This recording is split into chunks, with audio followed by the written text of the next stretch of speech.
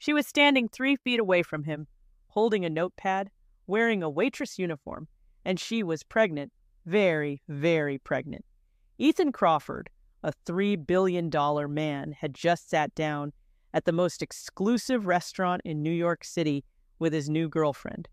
And the woman taking his drink order was his wife. The wife who vanished 9 months ago without a single word, no note, no phone call, no goodbye. Just an empty closet and a wedding ring left on the counter. He had spent 9 months telling himself she did not love him, 9 months convincing himself she had used him and walked away. But she had not walked away. She had run from something so terrifying that she chose poverty over protection. She chose a broken lock and a chair jammed under her door over a penthouse overlooking Central Park. She chose to starve rather than stay. And the reason she ran? It was not a stranger. It was not an enemy. It was the one person Ethan trusted most in the world. What she is about to tell him in a dirty alley behind that restaurant will shatter everything he thought he knew about his marriage, about his mother, and about the child he never knew existed. This story will teach you something most people learn too late. The person standing right beside you could be drowning, and you will never notice if you are not paying attention. Love is not about what you can buy. It is about what you are willing to see. If this story makes you feel something, hit that like button right now. Subscribe to this channel so you never miss a story like this. Drop a comment and tell me where you are watching from today. And if you know someone who needs to hear this, share it with them. Sometimes one story can change the way someone sees the people they love. Now let us begin. Ethan Crawford had everything a man could want. $3 billion in the bank, a penthouse overlooking Central Park with floor-to-ceiling windows that made the whole city look like something he owned. His face had been on the cover of Forbes twice before he turned 35. When he walked into a room, conversations stopped. People straightened their ties. Assistants scrambled. The world bent itself around Ethan Crawford like water around a stone. But for 9 months, he had been living with a hole in his chest that all his money could not fill. His wife had vanished. No note, no phone call, no explanation, just an empty closet and a wedding ring sitting on the kitchen counter like a tiny, silver accusation. He had stood in their bedroom doorway for 20 minutes that night, staring at the spaces where her things used to be, trying to understand how a person could simply cease to exist. Tonight, in the last place on earth he would ever expect, he was about to see her again. And nothing, absolutely nothing, would ever be the same. Before we continue, do me a favor.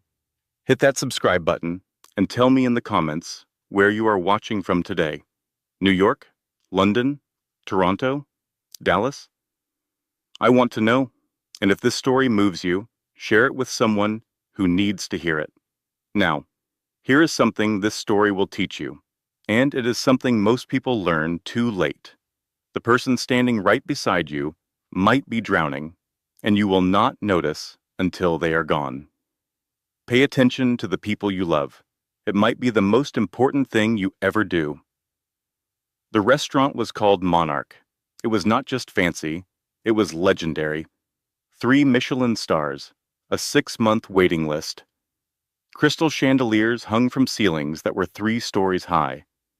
The floors were Italian marble, so polished you could see your reflection.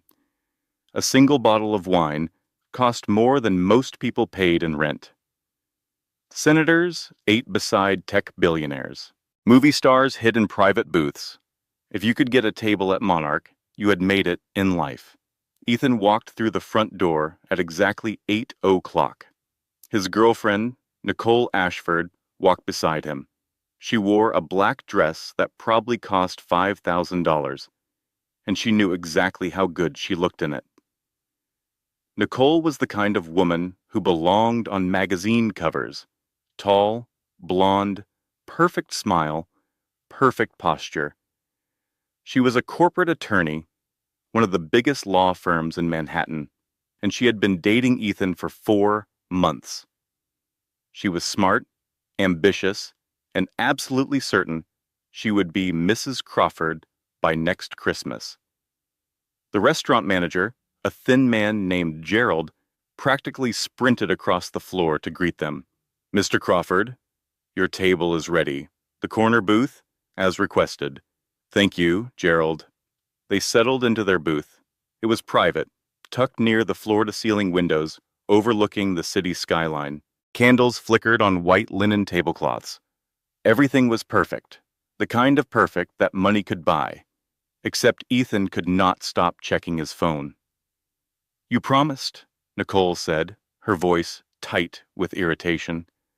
"One dinner, no emails, no calls, no checking stock prices." "Sorry, force of habit." Ethan placed his phone, twirled face down on the table. But he was not thinking about work. He was thinking about 9 months ago, about walking into the apartment he shared with Grace and finding it half empty, her clothes gone, her books gone, the little succulent plants she kept on the windowsill gone. And that ring, that thin silver band sitting on the cold marble countertop like a period at the end of a sentence.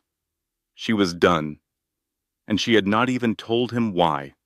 "Ethan." Nicole snapped her fingers in front of his face. "You are doing it again. That faraway look. I am here. I am present. What were you saying about the Henderson case?" Nicole launched into a story about a corporate merger she was handling, but Ethan was only half listening. His eyes drifted around the restaurant, watching the waitstaff move between tables, thinking about everything and nothing. That is when someone approached their table. "Good evening. Welcome to Monarch. Can I start you both with something to drink?" The voice was quiet, professional, polite, but something about it made every cell in Ethan Crawford's body freeze solid. The cadence, the softness, the way it dipped slightly at the end of a sentence, like a gentle slope leading somewhere safe. He knew that voice. He knew it the way you know your own heartbeat, the way you know the sound of rain on a window at night, the way you know home. Slowly, so slowly it felt like moving through water, Ethan lifted his eyes from the menu. And the entire world stopped spinning. Standing beside his table, wearing a black uniform, holding a small notepad, was Grace. His wife. But she was not the Grace he remembered. She was thinner, much thinner. Her cheekbones were sharper, almost severe. There were shadows under her eyes that looked permanent, like bruises that had been there so long they had become part of her face. Her hair was pulled back in a messy ponytail, instead of the soft waves he remembered. And she was pregnant, not a little pregnant, not maybe she'd just had a big lunch.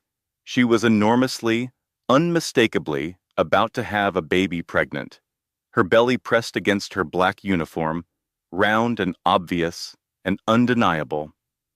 Time stopped, the clinking glasses, the murmured conversations, the soft jazz from the speakers, all of it faded to absolute silence. Ethan could not breathe. His heart slammed against his ribs so hard he was afraid they might crack. Grace stood perfectly still. Her face showed nothing. Not surprise, not anger, not fear. Nothing at all. She was a statue holding a pen, waiting for a drink order. For one terrible frozen moment, their eyes met. And in that moment, Ethan saw his wife. He saw 9 months of unanswered questions.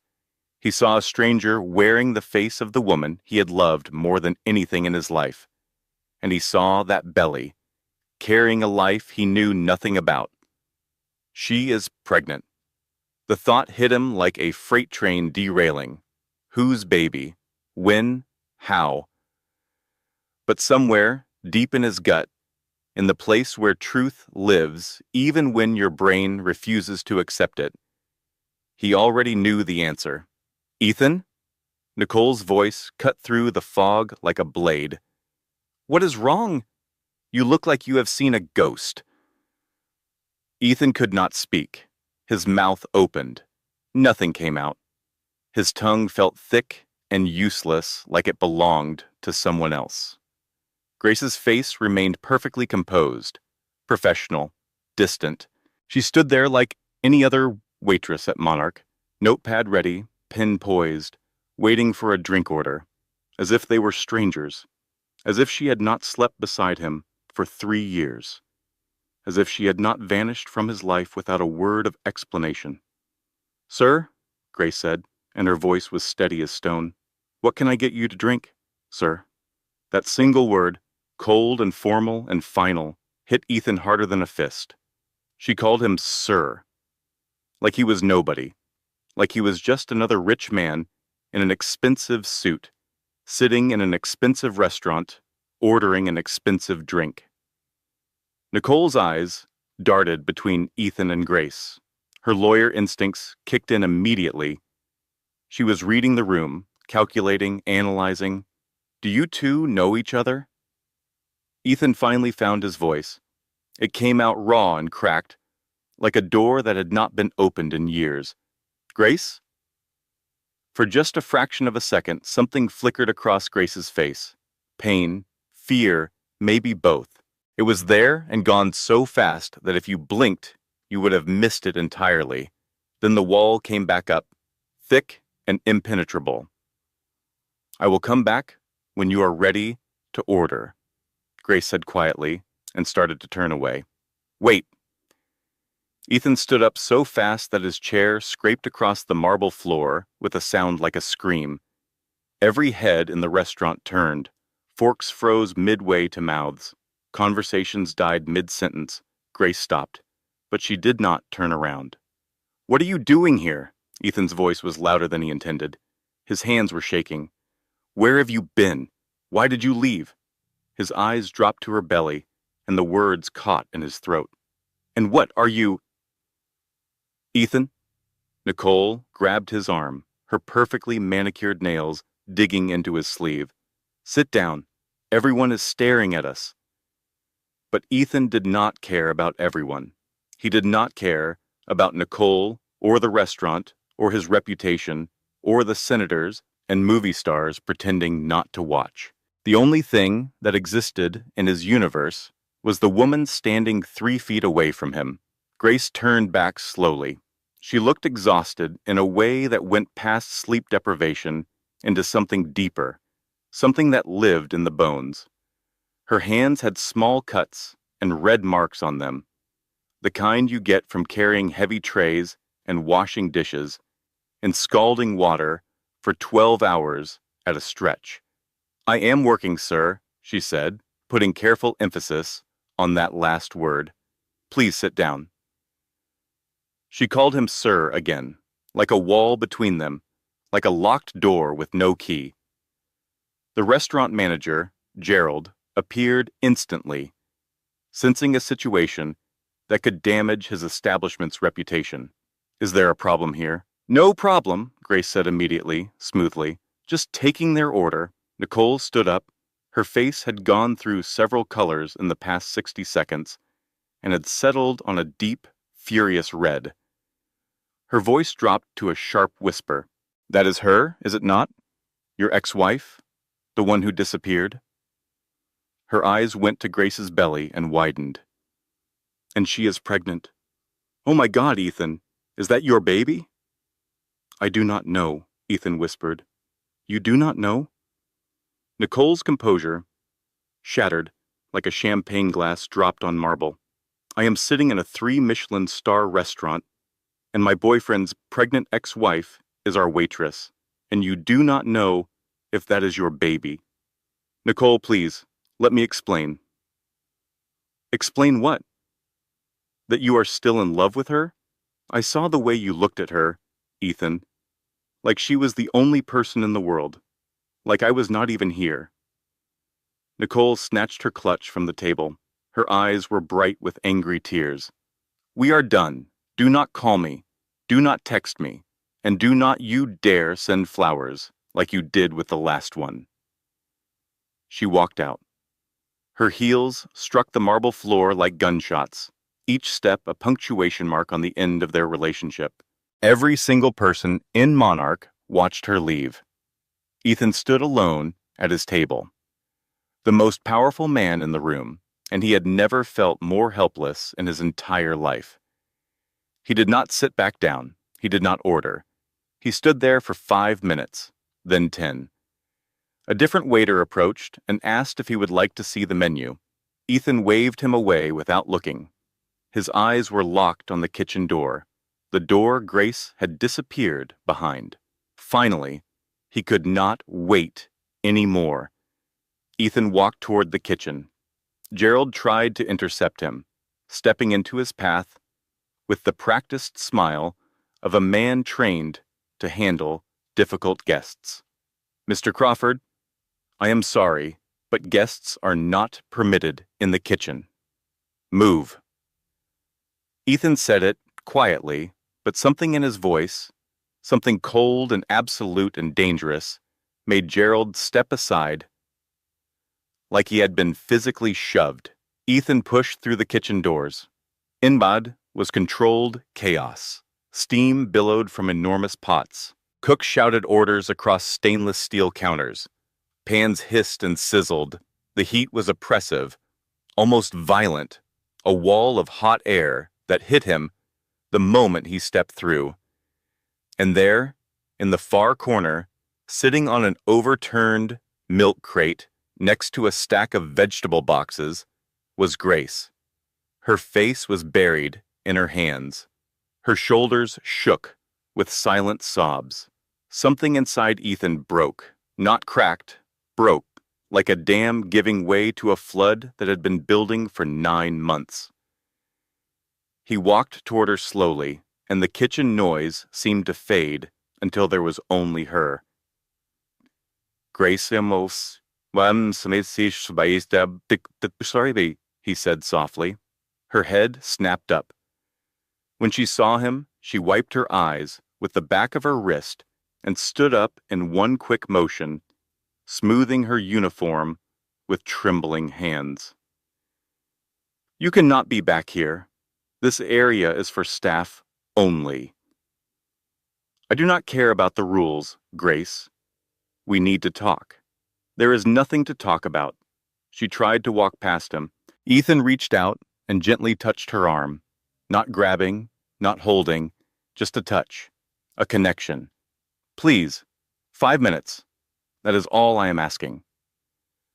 Grace pulled her arm away. "Do not touch me." A massive cook, a guy built like a linebacker with tattoo sleeves and surprisingly kind eyes, looked over from his station. "This guy bothering you, Grace?" "It is fine, Marcus. He is leaving." But Ethan did not leave. He stood there, really looking at her for the first time. Not at the woman he remembered, but at the woman standing in front of him right now. She was so different. The Grace he knew had worn cashmere sweaters and curled up in the window seat of their apartment, reading novels on Sunday mornings. That Grace had a laugh that could fill a room and a smile that made the worst day bearable. That Grace smelled like vanilla and always had paint under her fingernails from the watercolors she did on weekends. This Grace looked like she had been through a war. Her uniform was slightly too large, hanging off shoulders that had gotten thinner. Her sneakers were held together with what appeared to be duct tape on one sole. Her hands were rough and red, but she was still beautiful to him. Still the woman who had made his penthouse feel like a home instead of a museum. Still Grace. "The baby," Ethan said quietly. "Is it mine?" Grace's jaw tightened, her eyes hardened. "That is none of your business." "None of my business?" "Grace, you are my wife. Was." She corrected him like a teacher correcting a spelling mistake. "I was your wife. Past tense. We are still legally married. You never filed for divorce. You just vanished." "And whose fault was that?" The words came out sharp and bitter, and they hung in the steaming kitchen air like a blade between them. The kitchen manager a stocky woman with her hair under a net, approached them with an expression that made it clear she had zero patience for personal drama during dinner rush. Take it outside, both of you, now. Grace grabbed a thin jacket from a hook on the wall and walked out the back door without looking at Ethan. He followed her into the alley behind the restaurant. It was narrow and ugly. A single buzzing fluorescent light cast harsh shadows on brick walls streaked with grime. Dumpsters lined one side. The air smelled like old grease and garbage. This was the other side of Monarch, the side the guests in their designer clothes and diamond watches never saw. Grace leaned against the brick wall, one hand supporting her lower back, the other resting on her belly. In this brutal light, she looked even more exhausted. The shadows under her eyes were almost purple. 5 minutes, she said flatly. Talk. Why did you leave? Because I had to. That is not an answer, Grace. It is the only one you are getting. The baby. Please, just tell me. Is it mine? Silence. A long, heavy silence broken only by distant traffic sounds and the hum of a kitchen exhaust fan. Then, very quietly, almost a whisper, she said, Yes. The ground shifted under Ethan's feet. The alley walls seemed to tilt. His baby, she was carrying his baby, had been carrying his baby for 9 months while he had been eating at restaurants like Monarch, sleeping in Egyptian cotton sheets, flying to meetings on private jets. When did you find out? 2 weeks before I left. So you have been pregnant for 9 months, and you never told me?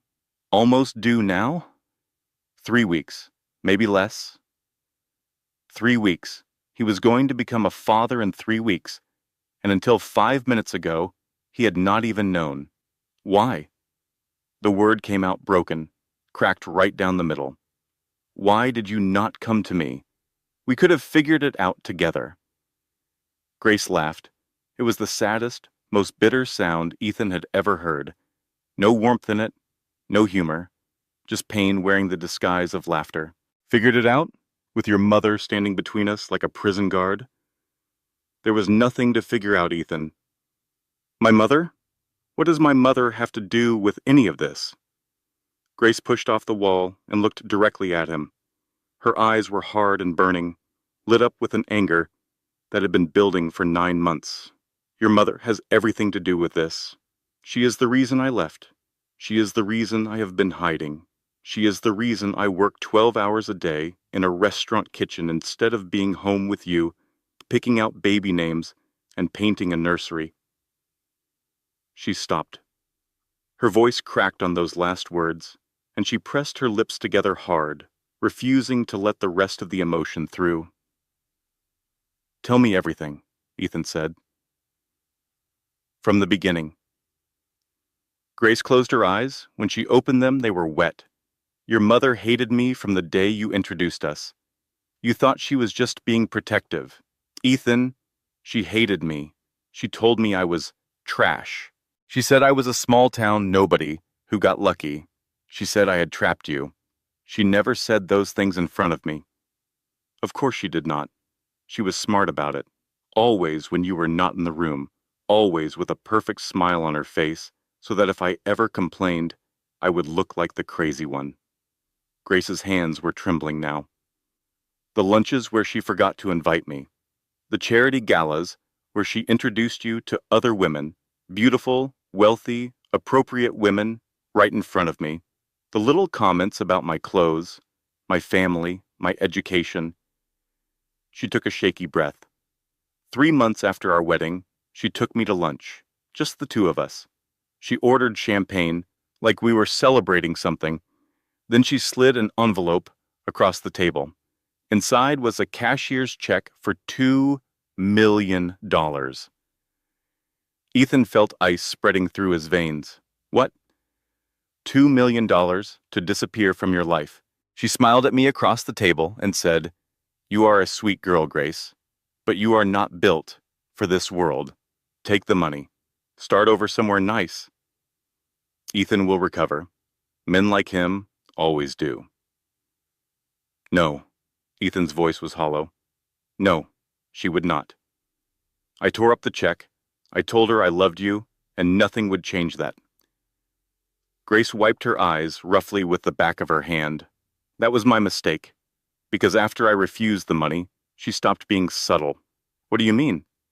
She started a campaign. Little things at first. Canceling my hair appointments, double booking events so I would show up to an empty restaurant. Then bigger things. She told your business partners' wives I was a gold digger. She told your cousin Rebecca that I was having an affair. Ethan felt his stomach drop. Rebecca had told him that. He remembered it now. A casual conversation at a family dinner. Rebecca leaning in and saying, I do not want to cause drama, but have you noticed Grace has been acting a little suspicious lately? He had asked Grace about it, tried to sound casual, and she had looked at him with such hurt in her eyes. He had told himself it was nothing. When I found out I was pregnant, Grace continued, her voice dropping lower, I was terrified and happy at the same time. I thought maybe this would change everything. Maybe a grandchild would soften her. She laughed that bitter laugh again. I told your mother before I could tell you. She came to the apartment the next day while you were at work. She sat in our living room, drank the tea I made her, and then she looked me in the eyes. Grace's voice went flat. Dead. Like she was reading from a police report. She said, I will take that child from you. I have lawyers your little kindergarten teacher's salary could never afford. I have judges who owe me favors. No court in this country will let a nobody like you raise a Crawford heir. You will never hold that baby. I will make sure of it. The alley was silent except for the distant sound of traffic. I could not eat for 3 days, Grace whispered. I could not sleep. Every time I closed my eyes, I saw her taking my baby out of my arms. So I did the only thing I could think of. I packed one bag while you were at work. I left my ring because I did not want you to think I had stolen it. And I ran. Ethan's back hit the brick wall. He slid down until he was sitting on the filthy alley ground, his $1,000 suit pressed against concrete, streaked with grime, and he did not care. 9 months, he said. You have been running for 9 months. I have been surviving for 9 months, Grace corrected him. There is a difference. Where have you been living? Grace hesitated. An apartment in Hunts Point. Ethan flinched, like he had been slapped. Hunts Point, one of the roughest, most dangerous neighborhoods in the Bronx. It was what I could afford, Grace said. $500 a month for a studio, no heat half the time. The lock on the door did not work properly, so I jammed a chair under the handle at night. A chair under the door handle, while he slept in a penthouse with a 24-hour doorman. I work 3 jobs, waitress here at Monarch 4 nights a week, cashier at a bodega in the mornings, and I do laundry and mending for an elderly woman on my block on Sundays. Between the 3, I make just enough to cover rent and food and a little savings for when the baby comes. Have you seen a doctor? Silence. Grace, have you seen a doctor? Once. A free clinic in the Bronx. 4 months ago. You are 9 months pregnant, and you have seen a doctor once?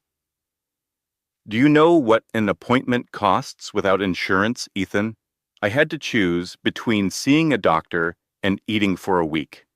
I chose eating.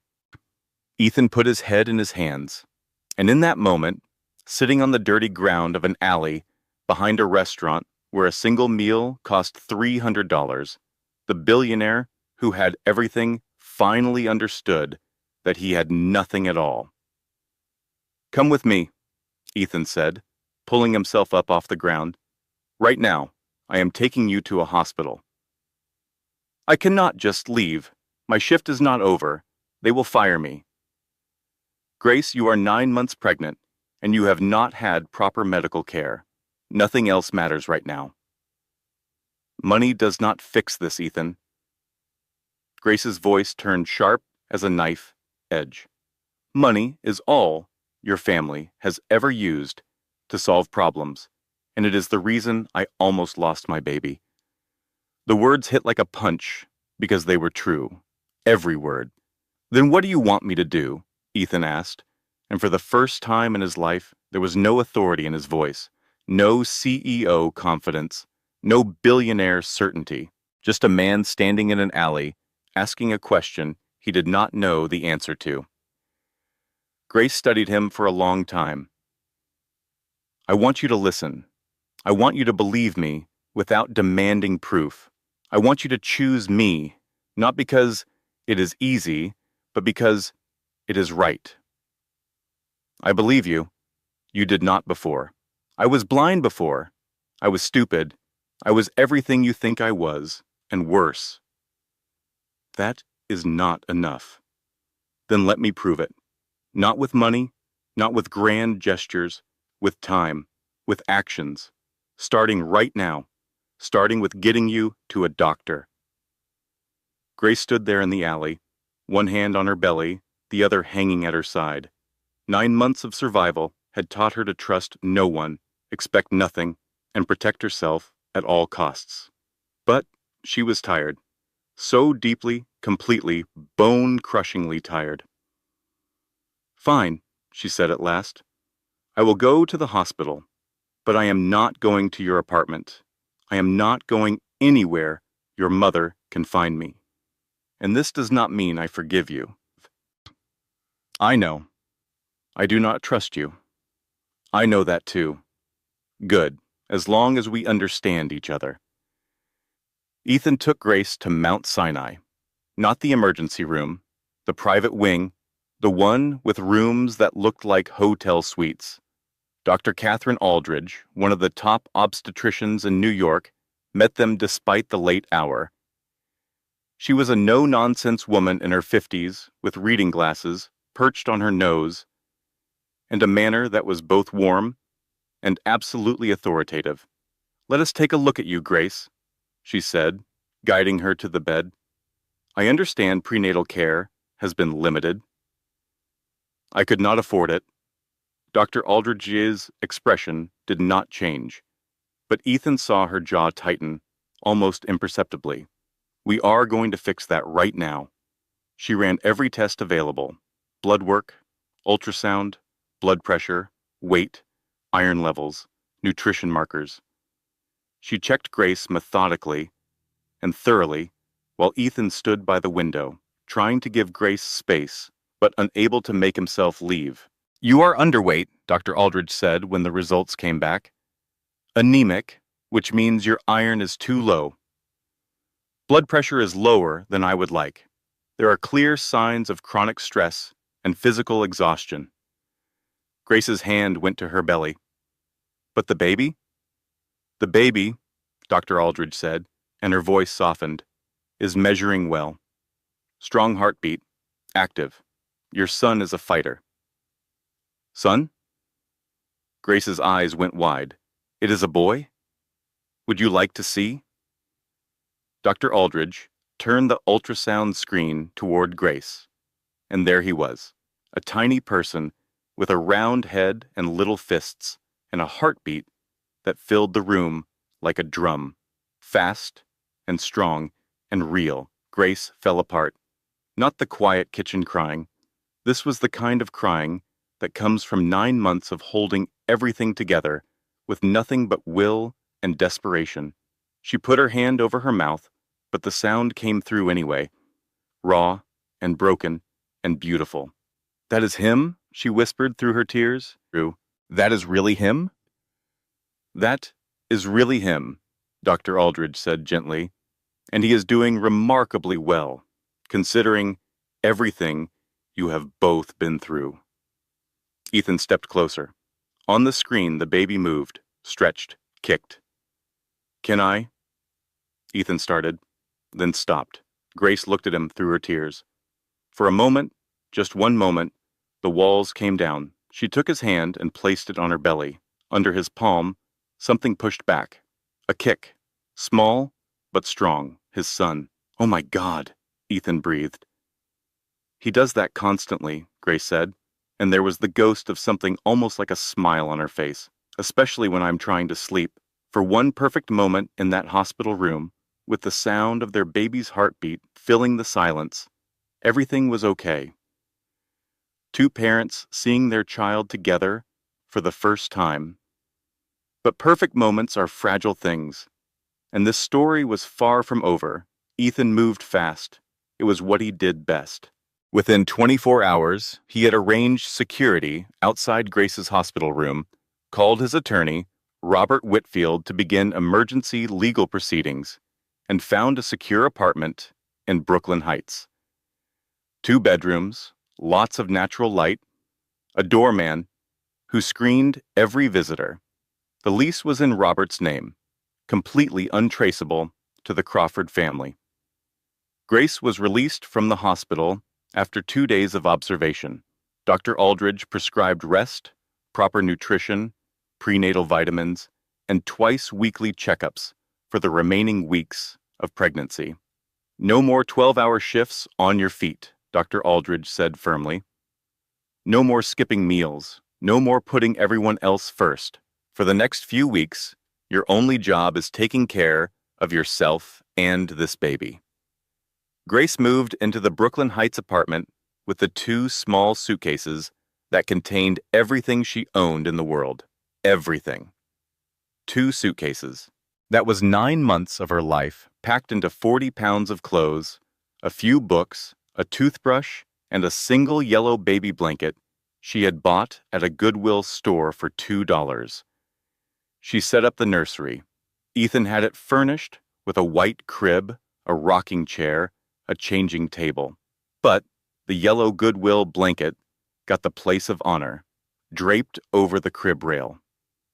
"That blanket cost $2, Grace said, smoothing it with her fingers.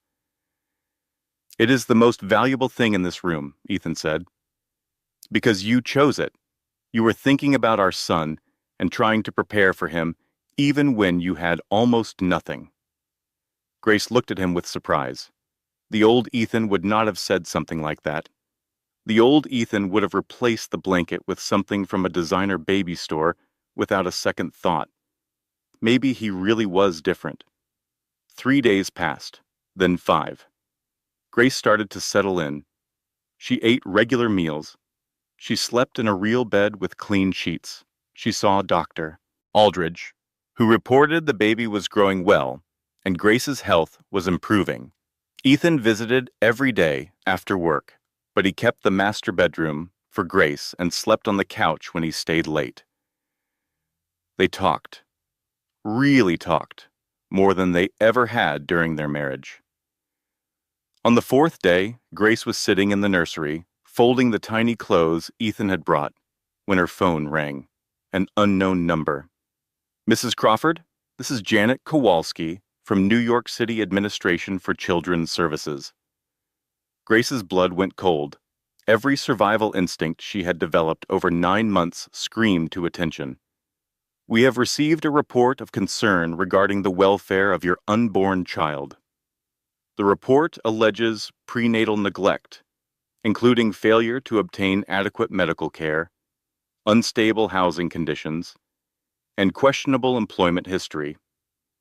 We would like to schedule a home visit." Grace could not breathe. The room tilted. She gripped the arm of the rocking chair so hard her knuckles went white. "This is a mistake," she managed. "I'm seeing a doctor regularly now. I have a safe apartment. I am fine. We take all reports seriously, Mrs. Crawford. We would like to visit tomorrow afternoon." After she hung up, Grace sat completely still for a full minute. Then she called Ethan. "She did it," Grace said, and her voice was shaking so hard the words barely held together. "Your mother called CPS on me." 24 hours later, Robert Whitfield stood in the Brooklyn apartment with Grace, projecting calm authority while they waited for the social worker. "This is a weaponized report," Robert told Grace, "filed by someone with a vendetta. It happens more often than you would think. Here's what you are going to do. Be polite. Be calm. Be honest. Show her the nursery, the medical records, the prenatal vitamins on the counter. She is going to see the clean apartment, a healthy mother, and absolutely no cause for concern. Janet Kowalski arrived at 2:00. She was surprisingly kind, middle-aged, with tired eyes and a gentle manner that suggested she had seen real neglect and knew the difference between that and a personal grudge. She looked around the apartment, reviewed the medical records, asked questions. "Everything looks good here," she said finally. "I'm going to recommend closing this case." After she left, Grace collapsed on the couch and cried with relief. Ethan held her carefully. "It is over," he said. "She tried, and she failed." "It is not over," Grace said, pulling back. "Ethan, that was just the opening move. I know your mother. This is chess, not checkers." She was right, and the next move was already in play. 1 week later, Grace was walking home from her appointment with Dr. Aldridge when her phone buzzed. A Google alert she had set up for Ethan's name, an old habit from when she used to proudly read every article about her husband. The headline stopped her dead in the middle of the sidewalk. Crawford heirs secret. Billionaire's estranged wife found pregnant and destitute. Inside the custody battle tearing apart New York's most powerful family. It was in the New York Post, front page of the website, and it had everything. Grace's name, her photo, an old glamorous shot from a Crawford Industries gala, placed side by side with a grainy image of her in her monarch uniform, her address in Hunts Point, her 3 jobs, the CPS investigation. Someone had taken the worst 9 months of her life and turned it into entertainment. Grace called Ethan. Her voice was ice. "Have you seen it?" "I have seen it. My mother leaked it. She is the only one who knew all the details. They have my old address. They have photos of me at work. What if they find this apartment?" "They will not. The lease is not in your name." But Grace was not worried about reporters. She was worried about the narrative, because the article did not just humiliate her. It painted her as exactly what Margaret Crawford had always called her, a poor, desperate, negligent woman who could not even take care of herself, let alone a child. It was a weapon disguised as journalism, the kind of thing a judge might look at. That evening, Ethan's phone rang. It was his cousin, Rebecca. "Ethan, I need to give you a heads up. Aunt Margaret has retained the Wellington firm." Ethan's stomach dropped. Wellington and Associates was the most aggressive, most expensive, most ruthless family law firm in the state. They did not lose. "She is filing for emergency guardianship of the baby," Rebecca said. "She is arguing that neither you nor Grace is fit to raise a Crawford heir." Ethan went to the apartment to tell Grace. She was in the nursery, folding tiny onesies, placing them in the dresser drawer with careful hands. She looked peaceful, almost happy.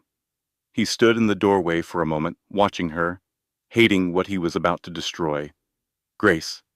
She looked up. Saw his face. The onesie fell from her hands. "What happened?" "My mother is filing for emergency guardianship of the baby." The color left Grace's face so completely and so quickly that she looked like a black and white photograph of herself. She did not sit in the rocking chair or on the bed. She sank to the floor of the nursery and wrapped both arms around her belly, as if physically shielding her child. "She is taking my baby. She is trying. She will not succeed. Robert says the case has no legal merit. You said the CPS thing would not go anywhere. You said the article would not happen. You keep saying she will not, and she cannot. And she keeps doing it, Ethan. Every time, she keeps doing it." Grace was breathing too fast. Her hands were shaking visibly. Robert is the best attorney in New York. He is already— I do not care about Robert, Grace screamed. It was the first time she had raised her voice since the alley, and the sound echoed off the nursery walls. Your mother has a team of lawyers. She has unlimited money. She has connections in every courtroom in this city. She has a newspaper article calling me a negligent mother.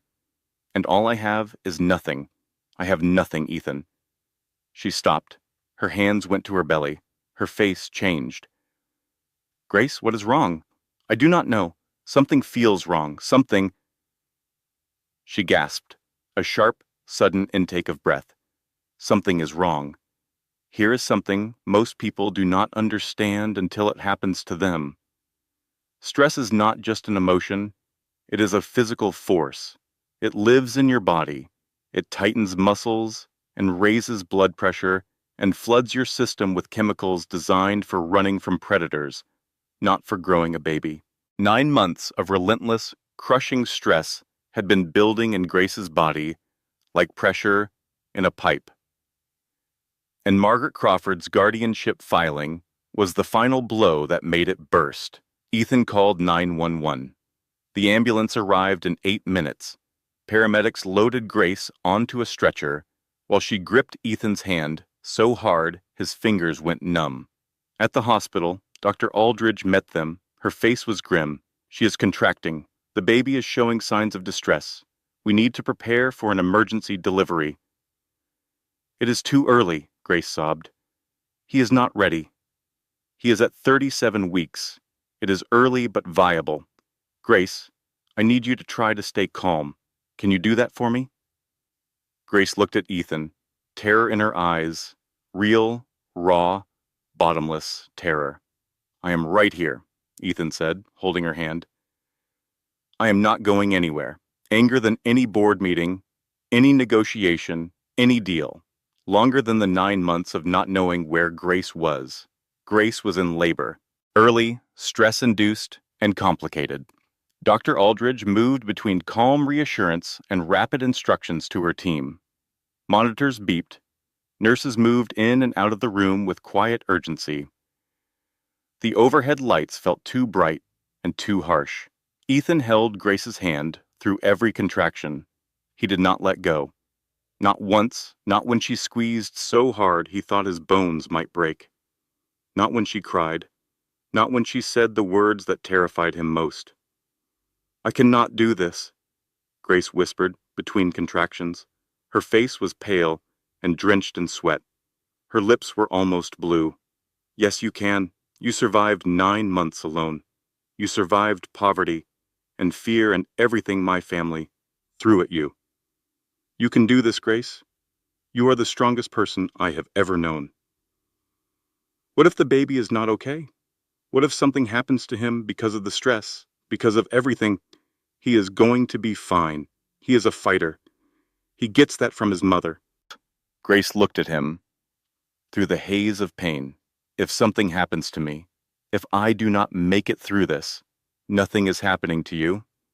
But if it does, promise me she will never get him. Promise me he will know I loved him more than anything in the entire world. You are going to tell him yourself. Every single day, for the rest of your life. At 2:47 in the morning, after a final, desperate push that seemed to take everything Grace had left, a sound filled the room. A cry. High and angry and absolutely furious at having been forced into the world 3 weeks ahead of schedule. It is a boy, Dr. Aldridge said, holding up a tiny, wrinkled, red-faced, screaming baby. And he is very, very angry about it. He gets that from me, Grace said, laughing and crying simultaneously. Her face was streaked with tears and sweat, and she was the most beautiful thing Ethan had ever seen. They placed the baby on Grace's chest. He was small, 5 pounds, 11 ounces, but he was breathing on his own, screaming on his own. And when Grace's hand touched his tiny back, he stopped crying and looked up at her with dark, serious, brand new eyes. Hi, Grace whispered. Hi, sweet boy. I am your mom. I have been waiting for you for a very long time. Ethan leaned over them both, one hand on Grace's shoulder, one finger touching the baby's impossibly small hand. The baby grabbed his finger and held on with a grip that seemed far too strong for someone who weighed less than a bag of flour. "What do we call him?" Ethan asked. His voice was wrecked, completely destroyed. "Oliver," Grace said. She had picked the name months ago, during a long, dark night in her Hunts Point apartment, lying on a mattress with broken springs, listening to rats in the walls. It means olive tree, a symbol of peace, and that is what he is, my peace. Our peace, Ethan said. Oliver Crawford. Oliver stopped fussing and yawned. His tiny mouth opened wide, and then he fell asleep on his mother's chest with the absolute trust of someone who had never been given a reason not to trust. For one perfect moment in that hospital room, nothing else existed. Not Margaret, not lawyers, not newspaper articles, just three people at the very beginning of something. Oliver was 3 days old when Rebecca called Ethan again. He was in the hospital room, trying to change a diaper for the 4th time, while Grace watched from the bed with an expression that was equal parts amusement and horror. "You are putting it on backward," Grace said. "There is no backward. It is a diaper. It is symmetrical. It is absolutely not symmetrical. The tabs go in the front. These are the front tabs. Those are the back tabs." "How can you tell?" "Because there are little cartoon elephants on the front, and you have the elephants on his back." Ethan's phone rang. He looked at the screen, and his expression changed. "It is Rebecca," he answered, listened, and with every second that passed, his face went harder and colder. "What is it?" Grace asked when he hung up. Ethan was quiet for a long moment. Then he sat down on the edge of Grace's bed, Oliver sleeping peacefully in the bassinet beside them. "The Post article. The leak. It was not my mother." Grace stared at him. "What?" "It was Nicole, my ex-girlfriend. After I ended things at the restaurant, she started digging. She is a lawyer. She has resources, connections, access to databases. She found the CPS report, your old address, connected everything. She sold the story to the Post." Grace felt the floor tilt again. Nicole. A woman she had never even met. "But that is not all," Ethan continued. His voice was flat, controlled, the way it got when he was trying very hard not to explode. "Nicole contacted my mother. They have been talking, comparing notes, working together." "Working together how?" "Nicole recorded the conversation I had with my mother in my office. Every threat I made about removing her from the board and freezing her trust fund. It is all on tape. They are planning to use it to argue that I am emotionally unstable and unfit to make decisions about the company or the baby." Grace's hand found Oliver in the bassinet. She rested her fingers on his tiny chest, feeling it rise and fall. "There is one more thing," Ethan said. "Of course there is. Nicole found your parents. She went to Pennsylvania. She told them everything. Your father is on his way to New York right now." Grace closed her eyes. Her father, Tom Bennett, but the man who had spent 30 years bending steel. The man who had taught her to ride a bicycle and checked under her bed for monsters. He was coming, and he was going to see what his daughter's life had become. "Grace," Ethan said carefully, "what do you want to do?" Grace opened her eyes, and Ethan saw something he had never seen in them before. Not fear, not sadness, not the defeated exhaustion of the past 9 months. He saw fire. "I am done running," she said. I am done hiding. I am done letting other people write my story." "What does that mean?"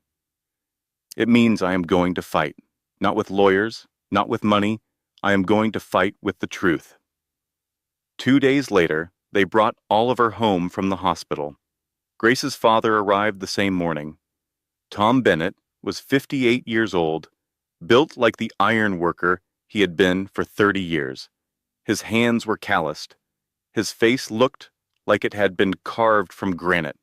He did not call ahead. He just showed up. Ethan opened the door. Tom looked at him the way you would look at something you found on the bottom of your shoe.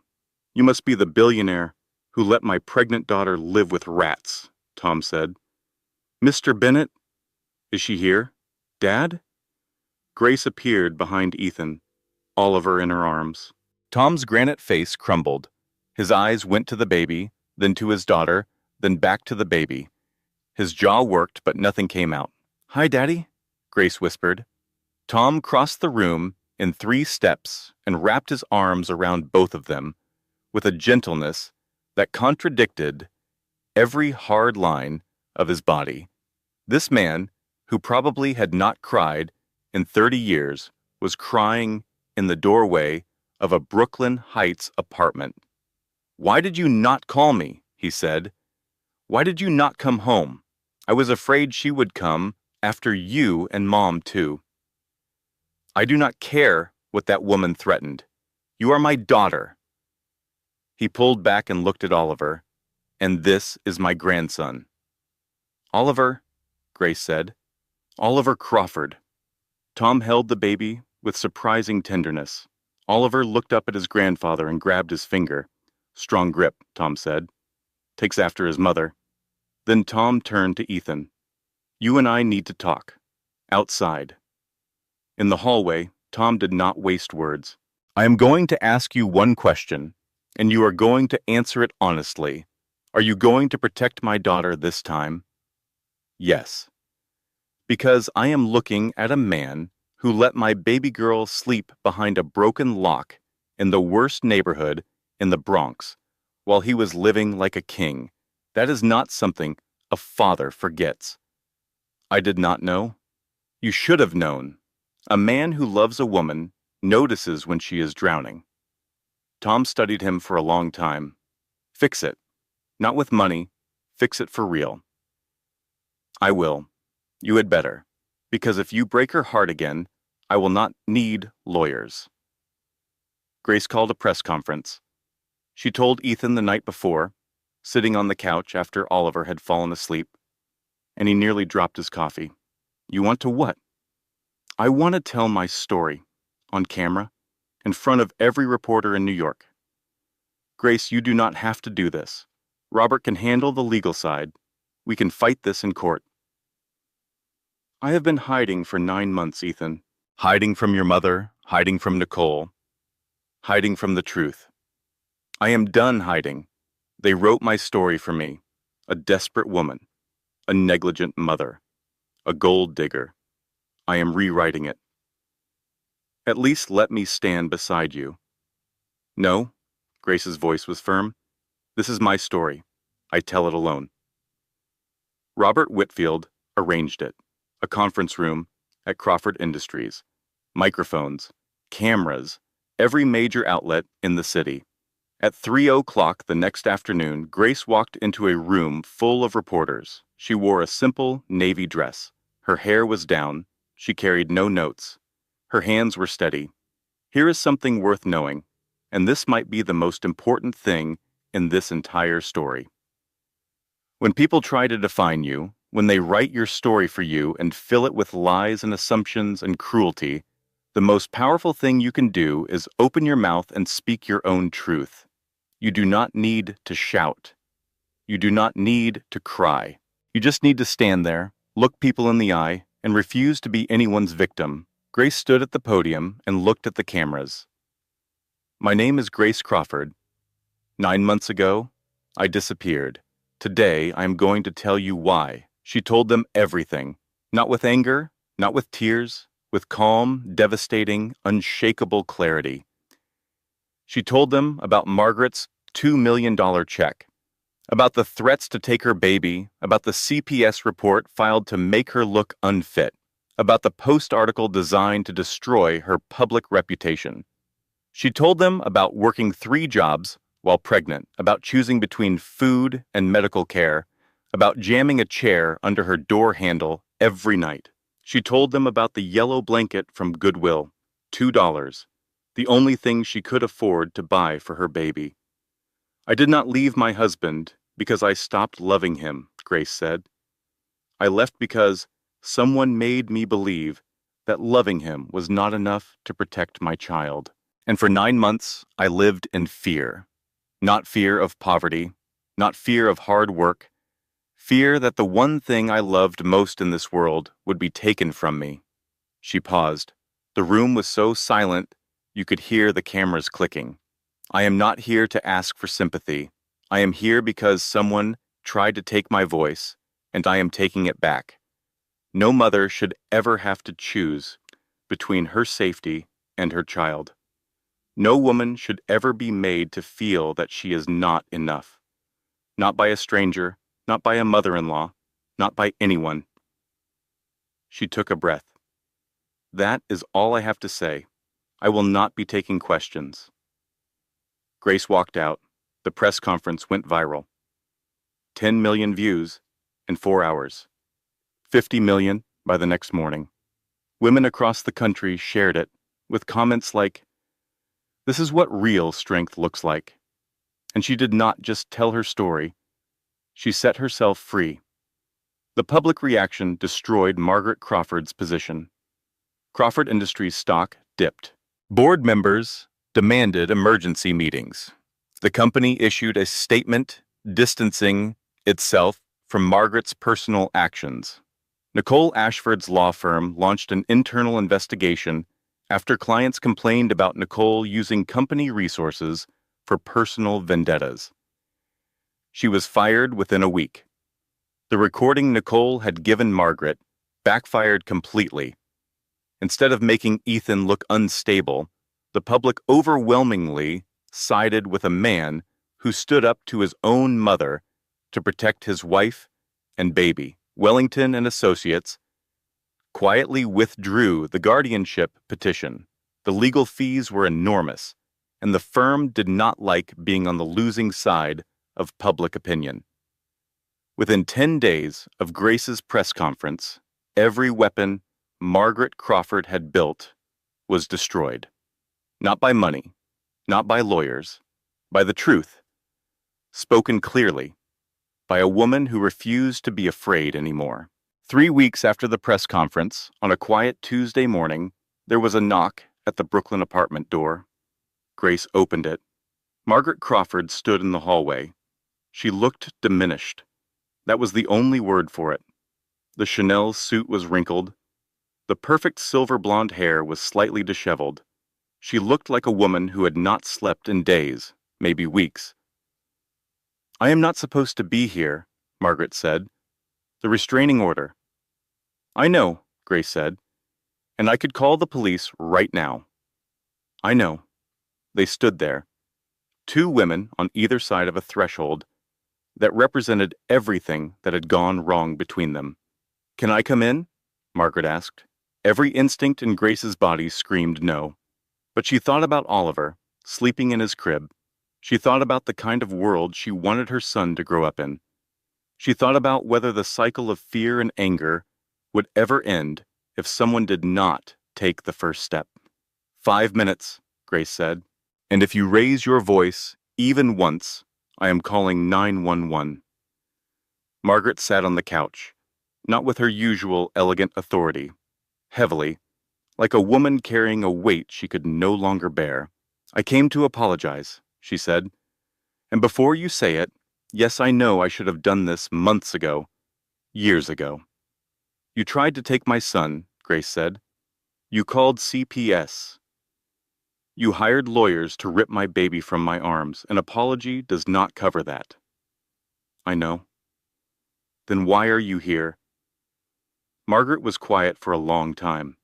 When she spoke, her voice was different, smaller, stripped of the armor she had worn for decades. "When Ethan's father died, Ethan was 12. I was terrified. I had a company to run, a child to raise, and a world that expected me to fall apart. So I became someone who could not fall apart. Someone hard, someone controlled, someone who saw every person as either useful or a threat. She looked at her hands. They were shaking. You were a threat, Grace. Not because you were bad for Ethan, because you were good for him. You made him happy in a way that had nothing to do with success or money or the Crawford name. And I was afraid that if he had you, he would not need me anymore. I could not lose him too. The room was silent except for the sound of traffic outside and the soft white noise from Oliver's room. I have been seeing a therapist, Margaret said. First time in my life. She told me I have control issues. She almost laughed, as if I did not already know. Grace listened, without speaking. She let the silence do its work. I am not asking for forgiveness, Margaret said. I do not deserve it. I am asking for a chance, not for me, for Oliver. Every child deserves to know their grandmother, a real grandmother, not the person I was. Grace sat down across from Margaret and looked at her directly, not with anger, not with fear. With the steady, clear-eyed gaze of a woman who had survived the worst Margaret could throw at her and come out the other side. Here's what is going to happen, Grace said. You are going to continue therapy. Every week. You are going to write a formal, public apology, not to Ethan, to me. You are going to drop every legal action completely and permanently. And you are going to understand, deep in your bones, that I am Oliver's mother. My word is final when it comes to my son. Yes. If you violate the restraining order again, I will press charges. No second chances. I understand. And Margaret. Grace leaned forward. If I ever see you trying to control my son the way you controlled Ethan, I will make that press conference look like a friendly chat. Margaret nodded. She looked at Grace with something that might have been, for the first time in their entire history, genuine respect. You are not the woman I thought you were, Margaret said quietly. No, Grace agreed. I never was. You just never bothered to find out. Margaret published her apology in the New York Times the following week. 3 paragraphs, no excuses, no qualifications, just the truth. Nicole Ashford disappeared from their lives entirely. Last anyone heard, she had moved to Chicago. Grace's mother, Diane, flew in from Pennsylvania. She was a small, soft-spoken woman who cried when she saw Oliver and did not stop for approximately 6 hours. She reorganized the linen closet, made 3 casseroles, and taught Ethan how to properly swaddle a baby. You are wrapping him like a burrito, Diane said, watching Ethan struggle. I am doing my best. Try less. Be gentle, firm, but gentle, like this. She took Oliver, wrapped him perfectly in 3 seconds flat, and handed him back. How did you do that? Ethan asked, genuinely amazed. I raised 3 children. You learn. Ethan and Grace found their rhythm. Not a romantic rhythm, not yet. A partnership. They traded off night feedings. They argued about the thermostat. They discovered that Oliver had a remarkable talent for projectile spit-up aimed directly at freshly dry-cleaned shirts. He has excellent aim, Ethan said one morning, holding a destroyed dress shirt at arm's length. He gets that from you. I have never spit up on a designer shirt in my life. He also got a senator during a Zoom call. The board was not amused. Oliver was very amused. He laughed for 5 minutes. Your son has good comedic timing. Something was happening between them. Slowly, carefully, like a plant growing back after a fire. Not the old love, which had been real but blind. Something new. Something with eyes wide open. One night, after Oliver finally fell asleep, which took 45 minutes of rocking and one very specific, white noise machine setting, they sat on the couch together. I need to say something, Ethan said. Okay? I am sorry. Not just for my mother. For me. For not seeing you. For putting work first every single day. for believing rumors instead of asking you directly, for making you feel invisible in your own marriage. It did hurt, Grace said. It really did. I am in therapy now, twice a week. His name is Dr. Richard Hartwell. He is very calm, and it is extremely annoying. Grace almost smiled. What does he say? He says I have avoidant attachment patterns rooted in childhood emotional neglect, which is apparently a fancy way of saying my mother taught me not to feel things, and I became an expert at it. That does explain a lot. He also says I need to stop trying to fix things with grand gestures and start fixing them with small, consistent actions. Show up. Listen. Be present. They sat in comfortable silence for a moment. I am not ready to be your wife again, Grace said. I know. I might never be. I know that too. But I am open to the possibility that someday I might be open to being ready. Ethan blinked. Was that a yes? That was a do not mess this up. I will take it. 6 months later, Oliver was sitting up on his own, laughing at everything, and deeply suspicious of the family cat. The cat, a tabby named Walter that Grace had adopted, because every child needs to learn about responsibility, regarded Oliver with equal suspicion. They had reached a silent agreement. Oliver stared at Walter. Walter stared at Oliver. Neither blinked first. Ethan and Grace renewed their vows, quietly, in the apartment. No photographers, no press, no 300-person guest list. Just them, Oliver, Tom, and Diane, Dr. Aldridge, Robert Whitfield, and Margaret, who sat in the corner and cried silently and did not try to take charge of a single thing. Robert had drawn up a post-nuptial agreement with one particular clause that said, in legalese, if Ethan ever ignored Grace's feelings or failed to protect her again, she would receive everything, including the cat. That seems fair, Ethan had said, signing it without hesitation. On a Sunday in October, 6 months after Oliver was born, the whole family went to Central Park. The leaves were turning gold and red. The air was crisp and clean and smelled like autumn. Oliver sat on a blanket on the grass, aggressively chewing a teething ring and occasionally shouting at passing birds with great authority. He is going to be a talker, Tom said. Like his mother. I was quiet as a child, Grace protested. You talked in your sleep, complete sentences by age 2, argued with the dog. I was making my case. Ethan sat beside Grace, watching Oliver try to eat a leaf. I keep thinking about that night at Monarch, Ethan said, when I saw you standing there in that uniform. What if I had gone to a different restaurant? What if you had had the night off?